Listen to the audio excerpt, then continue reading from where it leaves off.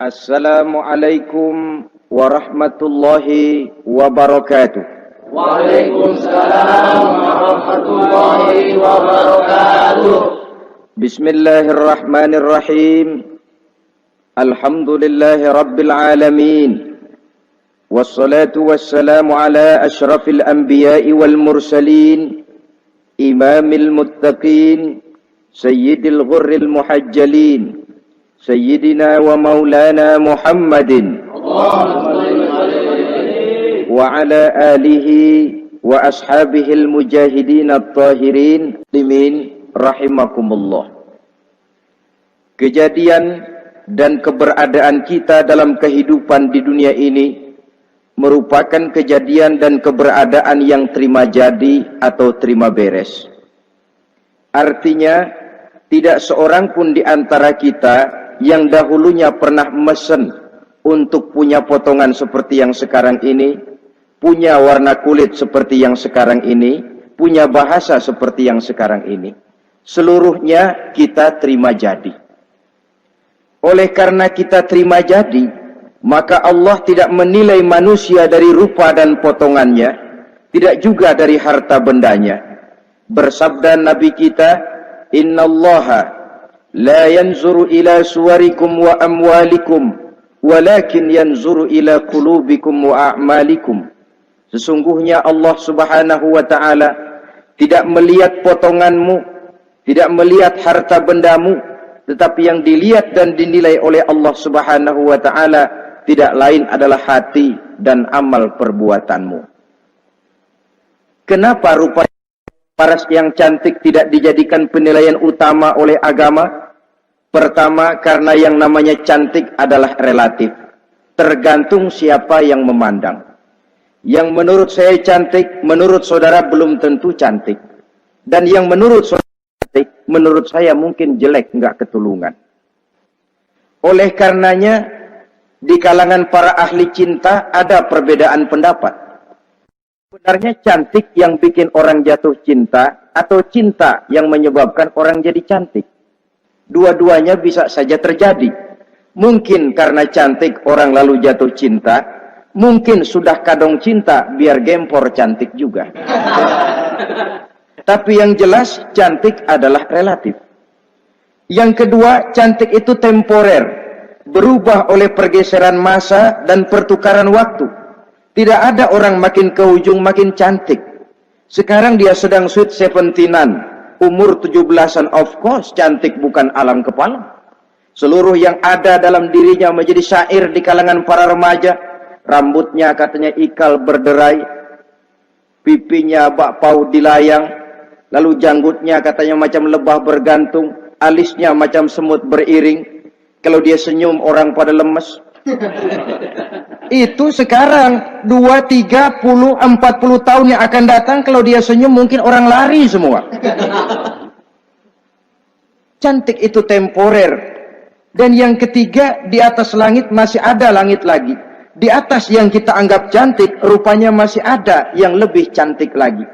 Oleh karena itu, penilaian inti dari agama bukan soal potongan, bukan soal harta benda, tapi hati dan amal perbuatan. Alangkah lebih idealnya lagi kalau hati yang baik dan perbuatan yang baik berada pada rupa yang elok juga. Inilah yang dinamakan kecantikan zahir dan batin. Dan ini yang dimiliki oleh Nabi Allah Yusuf alaihi salam yang akan kita bicarakan pada pertemuan kita kali ini.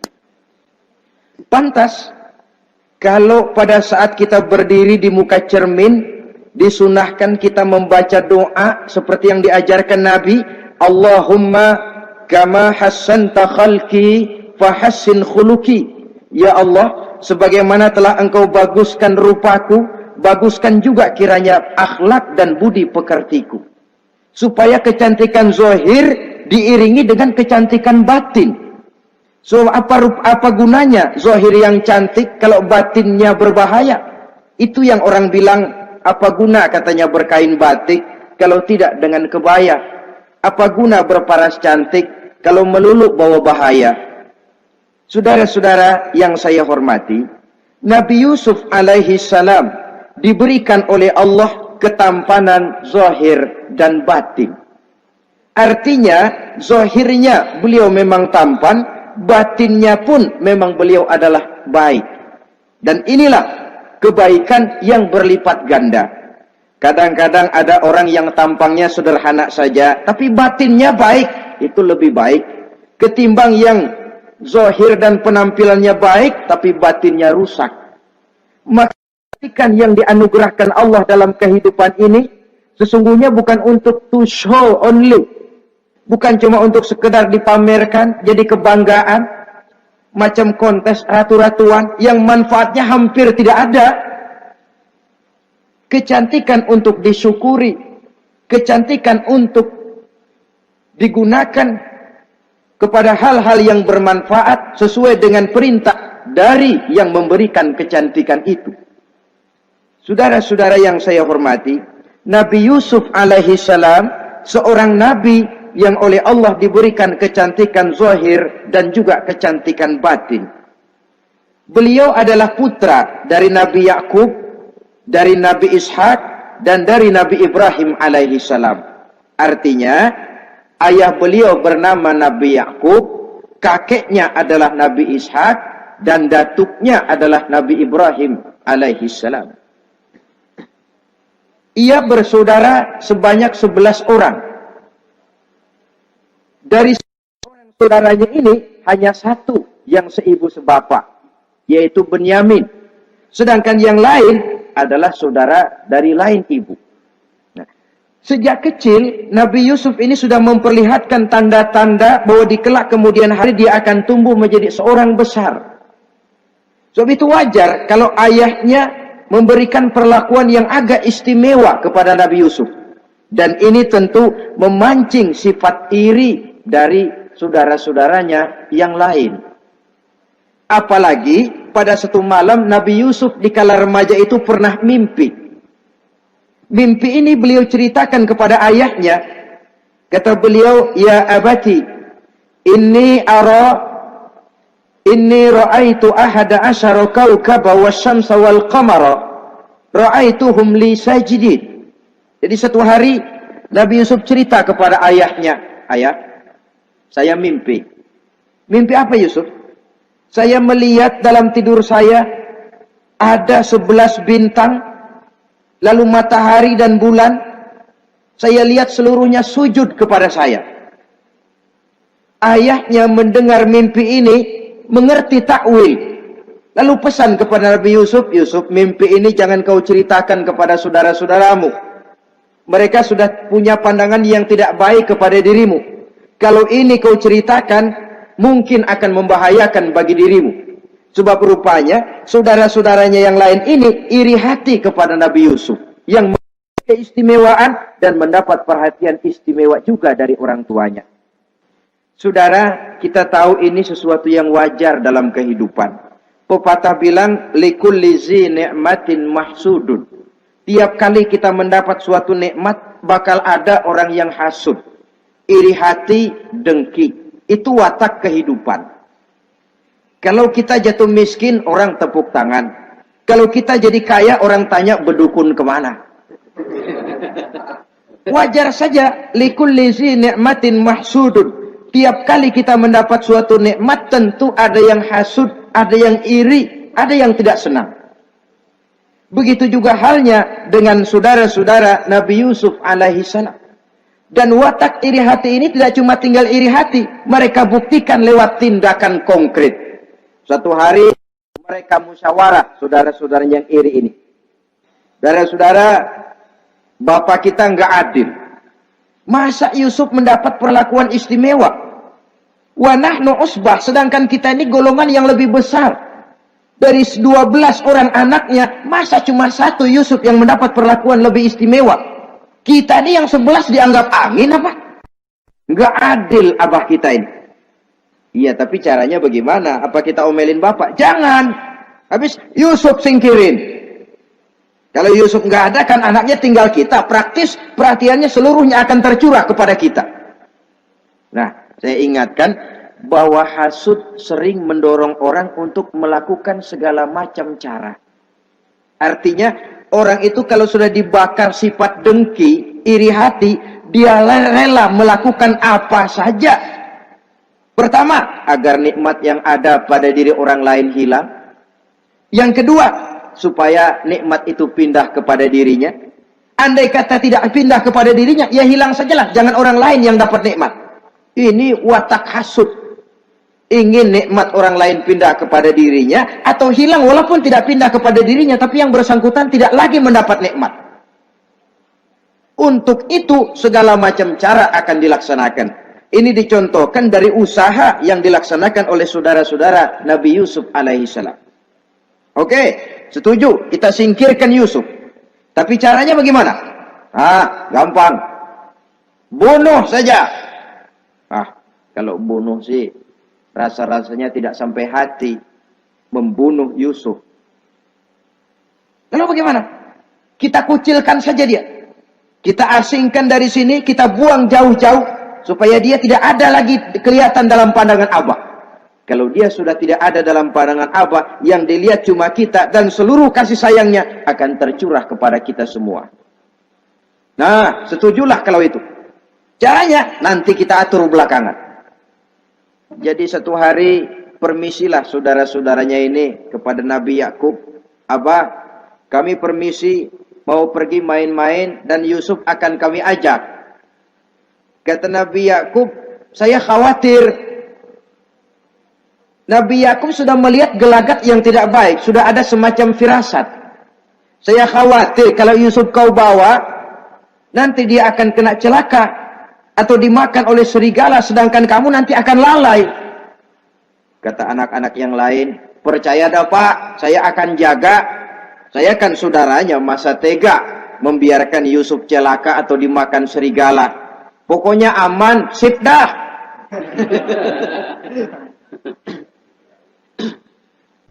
Akhirnya Nabi Yakub mengizinkan. Pergilah 12 bersaudara ini pergi bermain-main. Mula-mula berkejar-kejaran, Yusuf ikut main kejar-kejaran. Lantas buka baju, Yusuf ikut buka baju. Sampai ketika tiba di tepian sebuah sumur tua, rencana yang sudah disepakati itu dilaksanakan. Nabi Yusuf diangkat beramai-ramai, digotong, lalu dimasukkan, diceburkan ke dalam sumur mati itu. Kemudian baju Nabi Yusuf itu mereka basahi dengan darah kambing. Setelah itu mereka pun pulang menemui Nabi Yakub alaihi salam dengan rasa sedih yang dibikin-bikin. Ini penyakit hasud. Jadi kalau orang hasud kepada kita, begitu kita mendapat kesulitan, dia datang dengan air mata buaya. Belagak sedih, belagak ikut berduka cita, padahal sih hatinya sorak. Padahal batinnya girang, bukan main. Pak, saya ikut berduka cita, Pak, saya ikut sedih. Padahal hatinya biar mampus loh. Ini yang dilakukan oleh saudara-saudara Nabi Yusuf. Mereka datang dengan air mata berurai, nangis, Abah. Ketika kami sedang main-main, Abah, kami lupa. Kami tinggalkan Yusuf sendirian. Ketika kami balik, kami cuma mendapati bajunya sudah berlumur darah. Barangkali saudara kami Yusuf dimakan oleh serigala. Nabi Yakub tercenung. Ternyata firasatnya adalah benar. Baju Nabi Yusuf itu yang berlumur darah kambing, buatan saudara-saudaranya yang hasud tadi, diciumi dan dipeluk oleh Nabi Yakub. Kepedihan seorang ayah yang ditinggalkan oleh anak tercintanya. Saudara, adapun Nabi Yusuf alaihi salam tercebur di sumur mati itu. Sampai pada satu hari ada khalifah, ada kafilah niaga dari negeri Madian hendak menuju ke negeri Mesir, lewat di tempat itu. Ketika salah seorang mereka bernama Malik bin Dho'ar hendak mengambil air, timba diturunkan ke dalam sumur. Begitu diangkat, ini air kok berat amat. Makin diangkat, makin berat. Sampai di atas bukan air, orang isinya. Ada orang di ember. Dia lihat rupanya sangat tampan, elok, cantik. Ini barangkali anak bangsawan ini. Parasnya begini cantik, begini tampan. Ini kalau dijual di Mesir nanti tentu harganya mahal nih. Order nih. Objek. Maka dibawalah Yusuf ini ke negeri Mesir. Setibanya di sana diperjualbelikan sebagai budak belian. Nah, nasib baik rupanya Yusuf ini ketika terjadi pelelangan dibeli oleh seorang pembesar istana, seorang menteri yang bernama Kitfir. Kitfir melihat, ini cantik anak remaja ini. Tampangnya elok, parasnya indah, kelihatannya budi pekertinya pun halus. Kita ambil saja ini, kata Kitfir kepada istrinya Zulaikha. Kita angkat dia jadi anak, siapa tahu nanti dia memberikan manfaat yang besar bagi kita. Baiklah, baiklah. Dan sejak saat itu, Yusuf dipelihara di rumah Kitfir dalam istana yang tinggal bersama istrinya Zulaikha. Menurut satu riwayat, 10 tahun lamanya Nabi Yusuf tinggal di tempat Kitfir. Dan selama 10 tahun itu tentu terjadi perkembangan baik jasmaninya maupun rohaninya. Dari anak-anak ia berubah menjadi remaja, lalu meningkat ke arah dewasa. Makin matang kedewasaannya, makin tampan dan elok parasnya, makin cantik budi pekertinya, ditempa oleh watak kenabian yang disiapkan oleh Allah Subhanahu wa taala. Sehingga tidak heran ketampanan Nabi Yusuf ini lalu jadi buah bibir di kalangan istana. Tidak cuma anak perempuan bangsawan, tidak cuma istri para penguasa, sampai kepada kelompok orang awam selalu berandai-andai, kalau saja andai kata umpama saya bisa berdampingan dengan Yusuf, kalau saja. Kata-kata kalau saja ini keluar dari perempuan-perempuan yang melihat Yusuf alaihissalam. Dan yang unik, kecantikan Nabi Yusuf itu, kalau dia berdampingan dengan orang yang jelek, si jelek ini ikut sedikit cantik. Biasanya kan kalau ada orang ganteng, duduk berdampingan sama orang jelek, ganteng makin kelihatan kegantengannya, yang jelek makin demek. Itu biasanya. Tapi kecantikan Nabi Yusuf ini tidak mengangkat orang lain. Nah, rupanya yang tertarik kepada ketampanan Nabi Yusuf ini tidak cuma perempuan-perempuan lain, juga termasuk Siti Zulaikha, istri daripada Kitfir, yang merupakan ibu angkatnya. Kalau pada mulanya Zulaikha merawat Nabi Yusuf sejak kecil dengan harapan nanti akan membawa manfaat. Setelah dilihatnya makin lama makin tampan, makin lama makin cantik, makin lama makin rupawan. Berubah rupanya rasa kasih sayang seorang ibu menjadi kasih sayang seorang perempuan kepada laki-laki. Dia merindukan saat-saat di mana dia bisa mencurahkan rasa hatinya itu kepada Nabi Yusuf alaihi salam. Hampir-hampir nyaris Zulaikha ini, kalau istilah anak muda barangkali, siang jadi kenangan, malam jadi impian. Kemanapun dia pergi, bayangan Yusuf juga yang selalu menggodanya. Selalu ditunggunya saat-saat yang mungkin untuk dia bisa menyampaikan hasrat hatinya kepada Nabi Yusuf alaihi salam. Dan saat itu pun datang. Satu hari Kitfir harus menghadiri persidangan negara. Rumah besarnya lenggang, para pembantu kebetulan tidak seorang pun ada di dalam. Inilah saat yang ditunggu-tunggu oleh Zulaikha. Keluarlah ia dari kamarnya dengan pakaian yang tipis sewarna dengan warna kulitnya, sehingga pakaian dalamnya nyaris tembus. Dengan langkah yang diatur sedemikian rupa, memancing rangsangan, ia datang menghampiri Yusuf alaihi salam. Lalu dengan suara lemas memelas, ia pun memanggil Yusuf. Ada apa tuanku? Sini yang. Kalau bahasa kita. Melihat mendengar suaranya yang lain dari hari-hari biasa. Apalagi melihat pakaian Zulaikha yang begitu tipis. Jantung Nabi Yusuf berdetak sangat cepat. Darah mengalir dengan cepat. Maklum, beliau juga manusia, laki-laki, normal terlepas dari kenabiannya. Jantungnya dak-dik-duk. Kemari Yusuf, sini. Ada apa tuanku? Sudah lama Yusuf. Lama apa tuanku?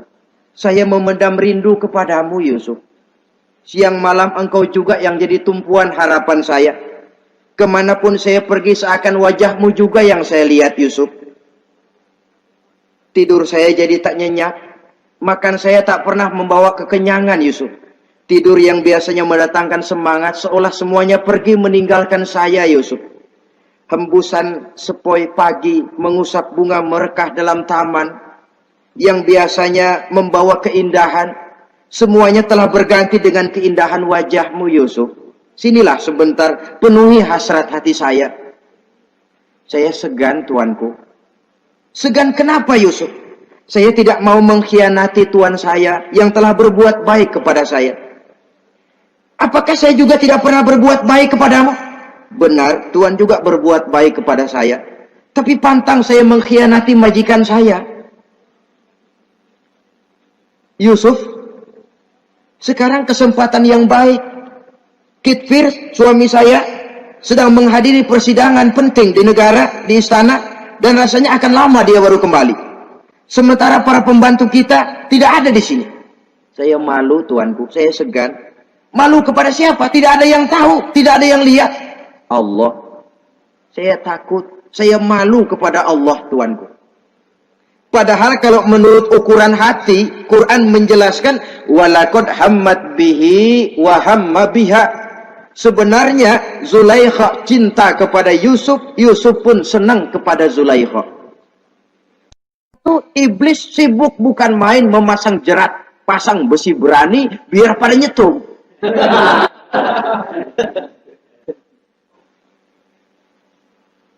Zulaikha senang Yusuf. Yusuf sebenarnya pun secara manusiawi menyenangi Zulaikha. Walaula an ra'a burhana rabbih. Tapi Yusuf ketika itu melihat larangan Allah, peringatan Allah. Seolah-olah dia lihat Allah mengatakan, Yusuf, ini letter S. Dilarang parkir di sini. Menurut satu riwayat, Nabi Yusuf melihat ayahnya, Nabi Yakub, melambai-lambaikan tangan menyetop. Seolah-olah melarang dia meneruskan langkahnya. Riwayat lain menjelaskan seolah-olah Nabi Yusuf dibisiki oleh malaikat Jibril.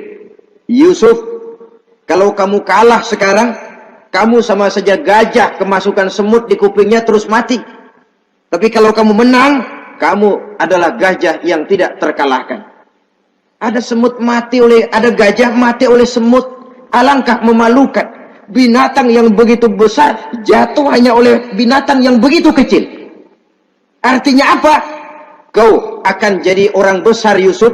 Apakah harus gagal dan jatuh cuma karena bujuk rayu seorang perempuan macam ini?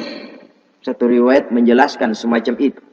Sehingga mantap Yusuf, maaf tuanku, saya malu kepada manusia, saya malu kepada majikan, tapi saya lebih malu lagi kepada Allah. Saat ini majikan tidak tahu, orang seorang pun tidak ada yang lihat, tapi Allah pasti lihat. Itu yang saya malu. Ah Yusuf, jangan sok kalem. Mumpung situasi mengizinkan, mubazir nih. Zulaikha pun berangkat pergi ke tempat pembaringan, ke tempat tidur. Lalu dengan pose yang merangsang, aduhai, melambai-lambaikan tangannya, hai talak, Yusuf sini, Yusuf kemari. Nabi Yusuf dipelihara oleh Allah. Ketika Nabi Yusuf tetap menampakkan keengganannya, Zulaikha jadi berang. Ya namanya istri pembesar ditolak oleh anak muda yang menurut penilaian dia nggak ada apa-apanya. Lu kan kecemplung di sumur, gua pungutin. Cuma sekedar segini aja nggak mau nurutin, kebangetan amat. Bukan Zulaikha kalau nggak nekat. Dia bangun dari pembaringannya, gemes, dia hampiri Yusuf. Kalau cara kita diunyeng Yusuf itu. Dipaksa Nabi Yusuf berlari ke arah pintu, ditarik bajunya dari belakang oleh Zulaikha, sobek belakang bajunya ini. Begitu baju sobek, pintu terbuka, Kitfir suami Zulaikha datang. Orang Arab bilang yumsak mablul, ketangkep basah. Ketangkep basah. Merah pada muka Zulaikha, sementara Kitfir pun matanya merah. Tapi Nabi Yusuf tenang-tenang saja. Ya wong nggak salah. Tenang-tenang saja Nabi Yusuf. Bukan tenang karena pengalaman, tenang karena memang tidak berbuat yang negatif. Kadang-kadang ada juga yang tenang tapi pengalaman. Oh, buaya itu. Kita ketahuan kepentok, ketangkep hansip, anteng aja. Itu bukan nggak salah, badak. Nabi Yusuf tenang karena memang tidak berbuat salah apapun. Nabi Yusuf tenang karena yakin dirinya benar. Sehingga mantap menghadapi kedatangan Kitfir yang sangat tiba-tiba itu. Adapun Zulaikha, ketika melihat suaminya berdiri di muka pintu, cepat-cepat dia berubah siasat. Inilah salah satu kelihayan makhluk bernama perempuan. Dia pandai bersalin rupa, dia pandai bermain minyak di atas air. Melihat suaminya datang, roman mukanya pun menjadi sedih, air mata berurai membasahi pipi. Papa, katanya. Apa balasan bagi orang yang mau menistakan istri papa? Maksudmu apa, Zulaikha? Yusuf gile. Dia mencari kesempatan dalam kesempitan. Dia mau menodai kehormatan saya. Dia hendak memperkosa saya. Kata Nabi Yusuf, bukan saya, Tuan. Saya enggak. Yang benar Yusuf, enggak. Zulaikha yang memaksa saya. Betul Zulaikha, tidak. Yusuf yang memaksa saya. Sampai akhirnya salah seorang dari isi rumah itu memberikan jalan keluar. Tuan Kitfir, begini saja. Sulit memang untuk dilacak kebenarannya. Cuma periksa saja baju Yusuf. Kalau bajunya sobek di belakang, Yusuf benar, Zulaikha salah. Kalau baju Yusuf sobeknya di depan, Zulaikha yang benar, Yusuf yang salah. Nah, apa artinya itu? Kalau bajunya sobek di belakang kan artinya Yusuf kabur, ditarik dari belakang. Tapi kalau bajunya sobek di depan, itu artinya Zulaikha nyakar-nyakarin baju Yusuf dari depan. Lihat saja, pokoknya kalau bajunya sobek di belakang, Yusuf benar, Zulaikha salah. Kalau baju Yusuf sobek di depan, Yusuf salah, Zulaikha benar. Ketika diperiksa, dicek bajunya, betul sobek di belakang. Artinya Yusuf benar, Zulaikha yang salah. Kata Kitfir, Zulaikha, jelas sudah bagaimana kejadian yang sebenarnya. Oleh karena itu, bertaubatlah kamu kepada Allah. Dan kau Yusuf, jangan ceritakan peristiwa aib ini kepada siapapun. Untuk menjaga nama baik kita bersama. Baik Tuan. Saudara-saudara kaum muslimin yang saya hormati. Tapi ya bagaimana? Serapi-rapinya menyimpan barang busuk, toh akhirnya tercium juga. Gosip ini akhirnya tersiar di mana-mana, terutama di kalangan para pembesar. Sehingga kalau kumpul para istri pejabat, Zulaikha jadi bahan gunjingan. Kan main bini menteri demen sama budaknya. Nggak salah apa tuh? Jadi bahan ejekan. Ya sebab tentu ukuran mereka yang belum pernah ngelihat Yusuf, kalau duren ketemu duren dong. Masa duren ketemu ketimun ya bonyok. Artinya nggak seimbang. Masa istri bangsawan tergila-gila sama anak angkatnya, sama budak beliannya, nggak masuk rasio itu. Zulaikha dengar berita macam itu. Sampai dalam hatinya, pantas saja kamu ngenyek saya, kamu meremehkan saya, karena kamu belum pernah lihat potongan Yusuf bagaimana. Akhirnya dalam hati Siti Zulaikha ini timbul semacam dendam. Suatu saat gua kerjain loh. Caranya gimana? Satu hari para istri bangsawan ini diundang ke tempat Siti Zulaikha. Duduk di satu ruangan luas. Setelah duduk dihidangkan makanan. Makanannya aneh. Cuma buah sama pisau. Ketika buah dan pisau sudah siap, satu orang satu.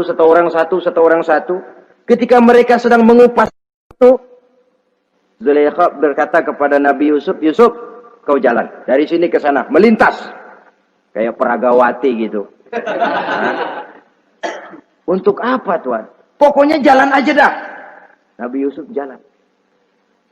Sejak beliau melangkah ke ruangan itu, semua mata perempuan-perempuan bangsawan yang lagi ngupas buah, semuanya tertuju kepada Yusuf. Ada yang matanya emang buluk, makin buluk. Ada yang ngeliatin campur mulutnya menganga. Apa kata mereka? Falamma ra'ainahu akbarnahu wa qatta'na aydiyahunna wa qulna hasya lillah ma hadza bashar in hadza illa malakun karim. Falamma ra'ainahu, ketika perempuan-perempuan itu melihat Yusuf, akbarnahu, mereka agungkan Yusuf. Wa qulna hasya lillah, mereka bilang, ini sih bukan orang nih.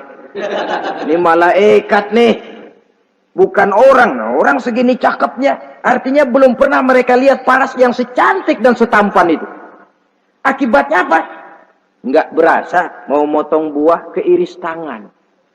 Rata-rata perempuan yang ada di situ tangannya pada luka.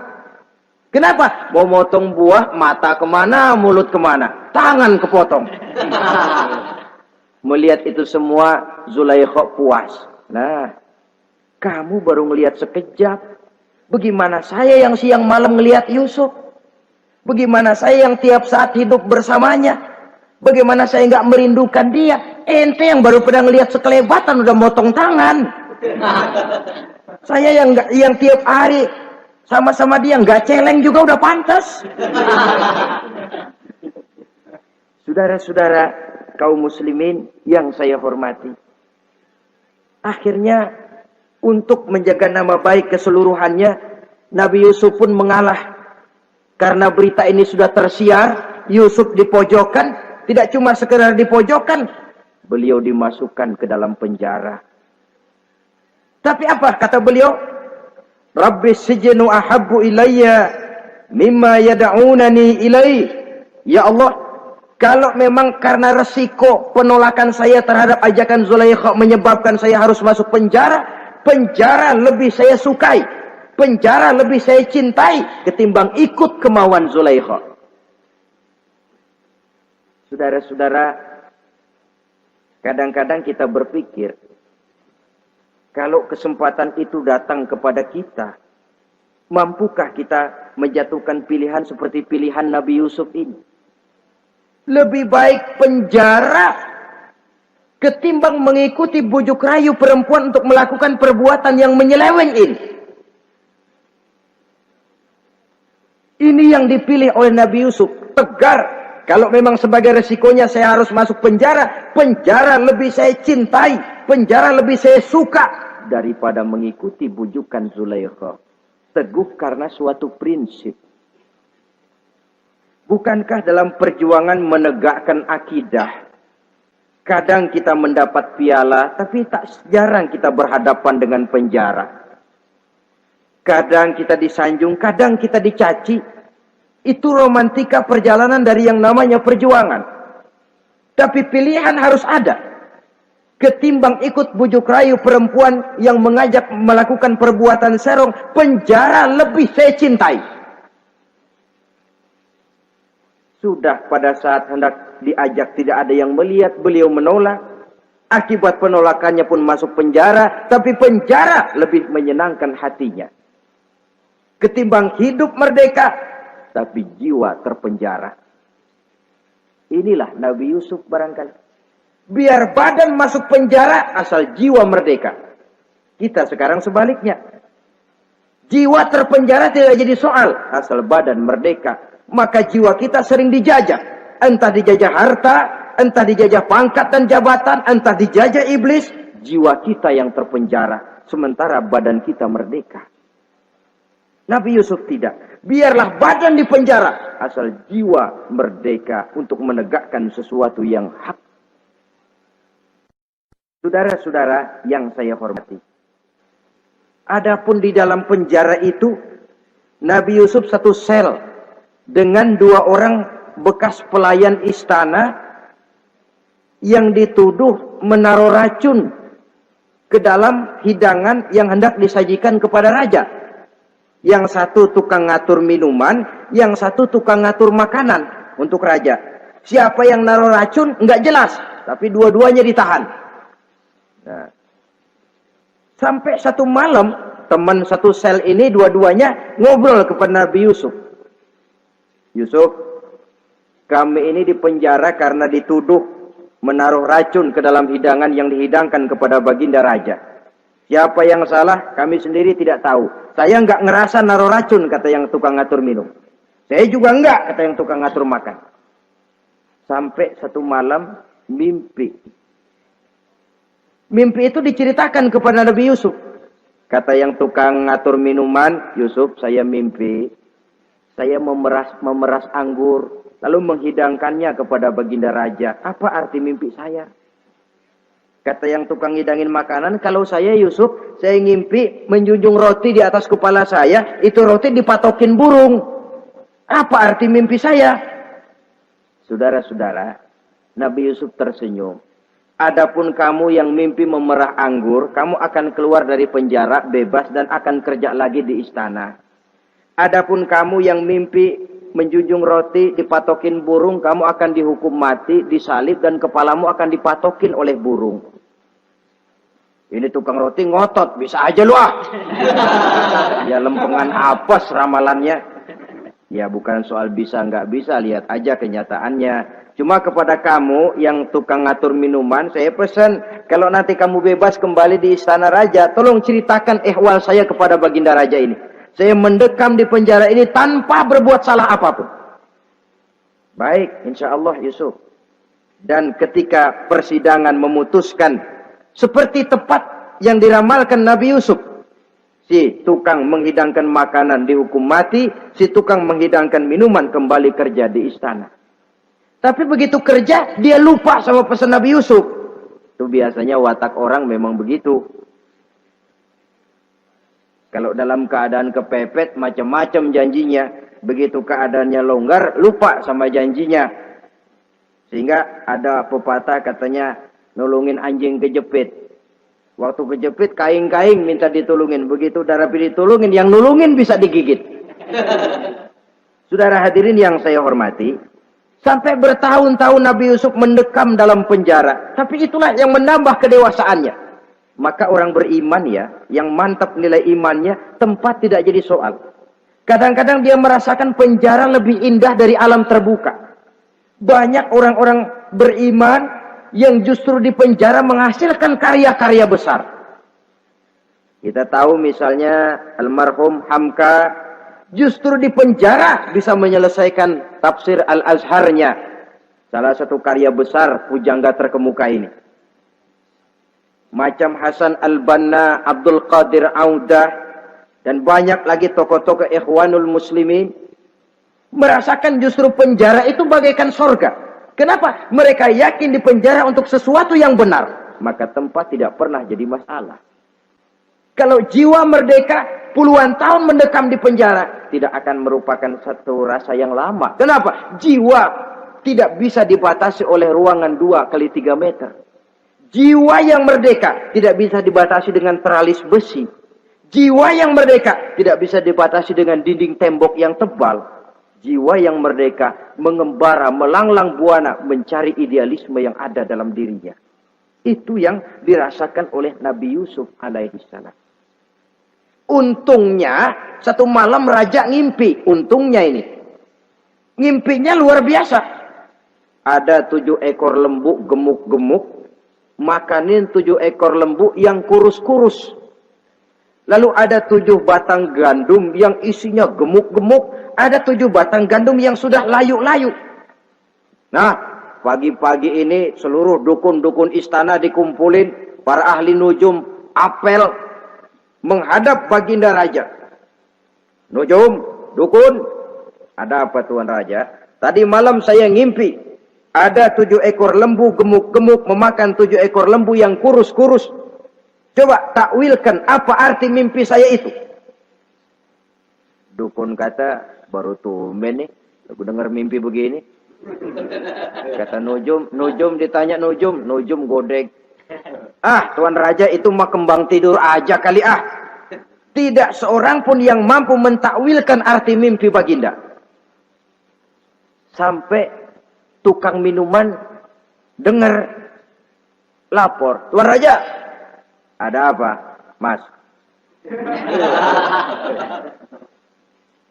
Saya waktu di penjara, ada seorang anak muda namanya Yusuf. Dia mentakwilkan mimpi saya dan pas seperti takwilnya. Ah, panggil Yusuf. Dipanggil Yusuf. Dibukain pintu penjara, masuk tukang anggur, tukang minuman ini. Yusuf, ente, iya. Kemana aja? Itu dia Yusuf, kelupaan. Iya, kalau kelupaan sehari 2 hari barangkali bisa ditolerir. Kelupaan bisa tahunan. Cuma begitu dengar ada mimpi, pikir tukang minuman. Ah, kali aja ini Yusuf bisa takwilkan, kan jasa saya nemuin Raja sama Yusuf kan. Komisi lumayan. Begini Yusuf, baginda raja mimpi begini-begini. Barangkali kau bisa takwilkan, kau dipanggil menghadap Tuan Raja. Berangkatlah Yusuf menghadap Tuan Raja. Sesampainya di sana, mohon maaf Tuan Raja. Menurut takwil saya, arti mimpi Tuan Raja itu akan datang satu masa di mana 7 tahun lamanya negara ini subur, makmur, aman, tentram, gemah, repah, loh jenawi, toto tentrem kertora harjo. Tapi akan datang setelah itu 7 tahun lamanya di mana musim kemarau membahana, tanah menjadi kering gagal, rakyat diancam kelaparan. Dan kita harus siap-siap untuk itu. Itu takwil mimpi Tuhan. Caranya bagaimana Yusuf mengatasi krisis kelaparan ini? Ya kita bikinlah gudang-gudang untuk menyimpan makanan. Kalau lagi panen jangan mumpung. Ingat pada suatu saat kita akan paceklik. Sehingga kata orang-orang tua dulu, kalau lagi sehat, ingat dong bakalan sakit. Kalau lagi kaya, ingat dong bakalan miskin. Kesemuanya itu milik daripada kehidupan. Tidak ada orang yang ketawa terus dalam hidup. Tidak ada orang yang nangis terus. Semuanya silih berganti, datang pergi, patah tumbuh, hilang berganti. Dunia hari ini bikin kita ketawa, besok dia buat kita menangis. Hari ini dibuatnya kita senyum, besok dibuatnya kita berurai air mata. Hari ini dijadikannya kita kaya, besok dijadikannya kita kere. Pantas kalau orang bilang, wamal hayatud dunya, Allah mengatakan wamal hayatud dunya illa lahun wa la'ib. Hidup dunia ini cuma sandiwara. Tiap kita sekarang sedang memegang peranan. Ketika memegang peranan, ya jadi orang kaya peranan, jadi kiai peranan, jadi jenderal peranan. Sama saja dengan wayang golek. Gatot Kaca yang bertulang kawat berotot baja, punya ajian beraja musti, gagah perkasa, bisa terbang di angkasa. Hebat perkasa Gatot Kaca. Kapan? Waktu dipegang dalang. Betul apa benar? Gagahnya Gatot Kaca, sakti mandragunanya sang Gatot Kaca. Kapan itu? Waktu dipegang dalang. Begitu peranannya selesai, sama dalang dimasukin ke kotak, diam aja Gatot Kaca. Terbang kek? Enggak, diam aja. Begitulah kehidupan ini. Gagah kita menyandang bintang 4 di pundak. Gagah kita membawa harta yang banyak. Gagah kita membawa jabatan ini dan itu. Waktu oleh sang sutradara dimasukkan ke dalam lubang yang luasnya tidak lebih 1 kali 2 meter. Nggak bekutik. Nggak ada yang lawan. Jenderal yang berbintang 4 dilonjorin, dia yang lihat anteng aja. Habis peranan sudah sampai di situ. So, itu wajar. Kata Nabi Yusuf, kalau lagi panen, ingat pada suatu saat kita akan paceklik.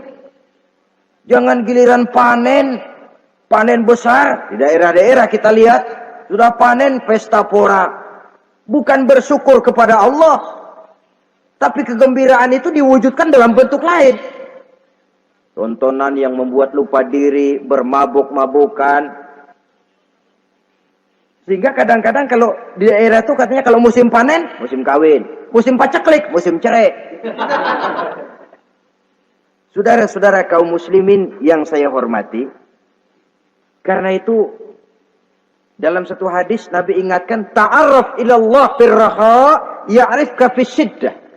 Ingatlah kepada Allah di waktu kamu senang, supaya Allah ingat kepadamu waktu kamu susah. Kalau waktu senang kita lupa kepada Allah, ya wajar. Kalau waktu susah, Allah juga lupain kita.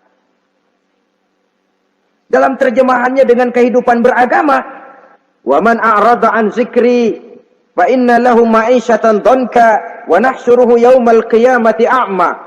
Siapa yang berpaling daripada peringatanku, kata Allah, aku akan berikan dia penghidupan dan kehidupan yang sempit. Sempit itu apa lalu tidak punya duit? Punya duit. Apa tidak punya harta? Banyak harta.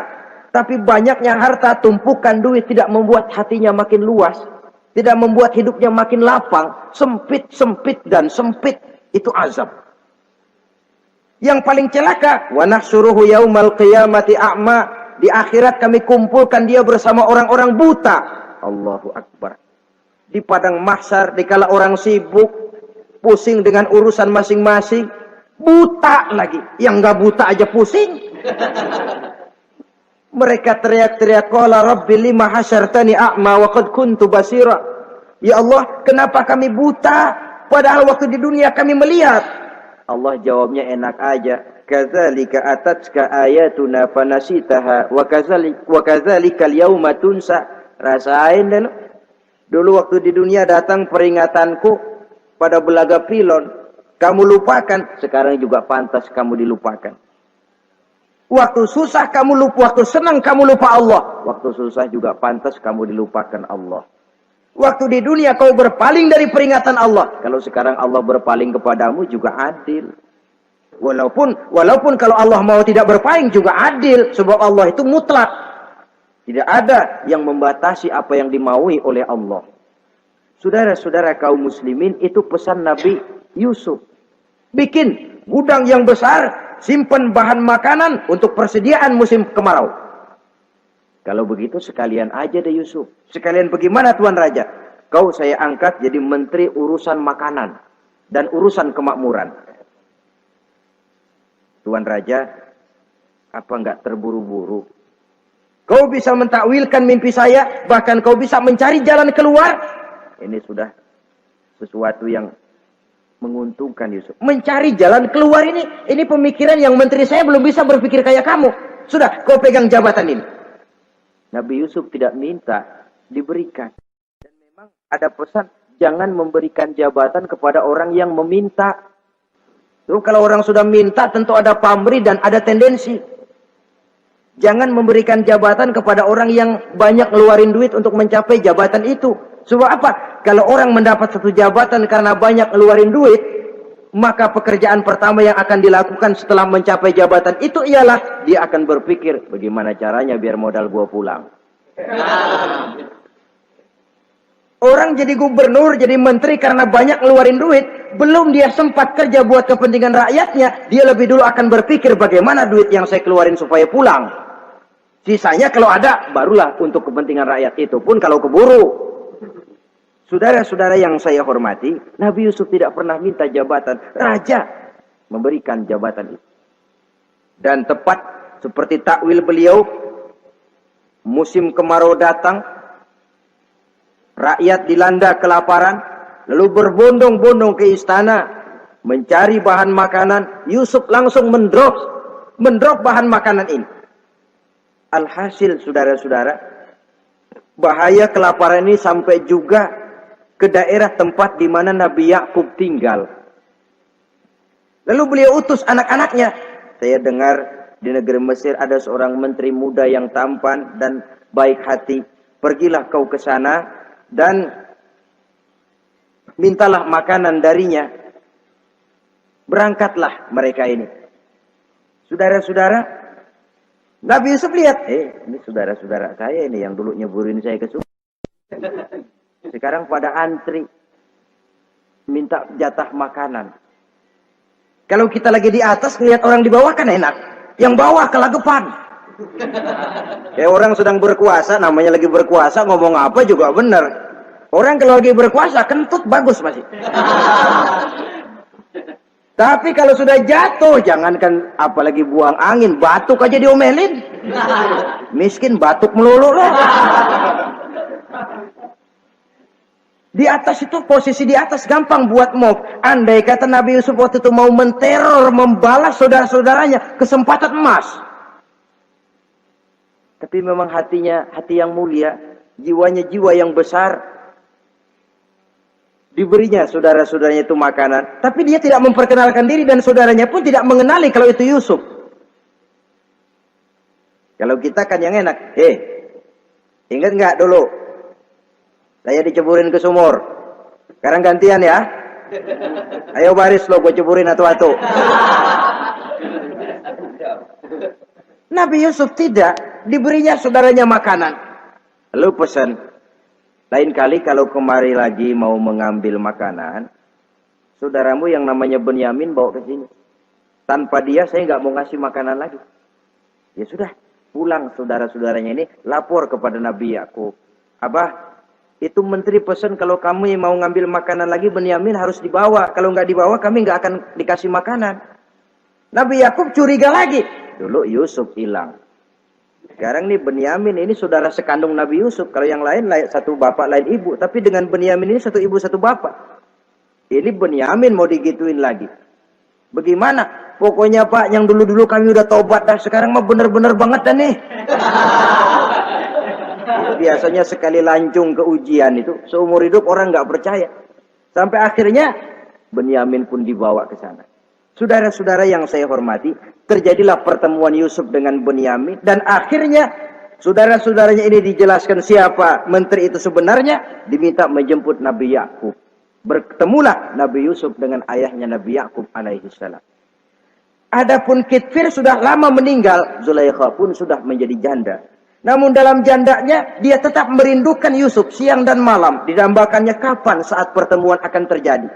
Sampai ketika satu hari didengarnya Yusuf akan meninjau satu daerah, dia sudah diri paling depan. Ketika Yusuf lewat, dia nyindir dengan katanya, Maha suci Allah yang memuliakan orang yang takwa dan menghinakan orang yang berdosa. Merasa ada sindiran, Yusuf nengok. Zulaikha kan? Iya Yusuf.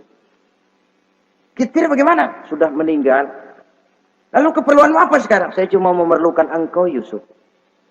Saudara-saudara, Nabi Yusuf akhirnya kawin dengan Zulaikha yang cantik, menawan. Dan rupanya setelah kawin itulah Nabi Yusuf baru tahu bahwa Kitfir ternyata tidak bisa berfungsi sebagai suami. Dengan kata lain, puluhan tahun Zulaikha kawin dengan Kitfir tetap perawan, utuh, awet. Rupanya Kitfir liwat terus dan numpang liwat, nggak pernah mampir. Dan sejak saat itu berbahagialah Nabi Yusuf dengan Siti Zulaikha.